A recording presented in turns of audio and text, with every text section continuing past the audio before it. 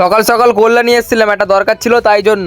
দরকার মিটে গেছে। তারপরে আমি কল্যাণী সাচ্চা বারাত পরিষ্কার পরিচ্ছন্ন রাস্তা দেখতে দেখতে চলে আসলাম বন্ধুর দোকানে। তারপরে যে টাক ফাটা গরম পড়েছে তাই জন্য বন্ধুর দোকানে দুটো মাউন্টেন ডিউ নিয়ে চলে এসেছি। মাউন্টেন ডিউ জেতার আগেই ভয়, তাই জন্য সেট করে খেয়ে সেট করে আবার বাড়ি চলে আসলাম। তারপরে বাড়ি এসে আমি আর বন্ধু মিলে গেছিলাম ওর ভাইয়ের স্কুলে লাভ লেটার নিয়ে আসতে। তারপর খানিকক্ষণ পর বন্ধুর ভাই মানে আমারও ভাই সে আসার পর দেখি হ্যাঁ মালটা ভালোই নাম্বার পেয়েছে। ভাইয়ের রেজাল্ট দেখার পর আমরা চলে আসলাম হাসাবুল মিস্ত্রির কাছে। আর হাসাবুল মিস্ত্রি কিন্তু কাজের সাথে সাথে কিন্তু বাউল গানও করে, এই দেখো তোমরা দেখে নাও।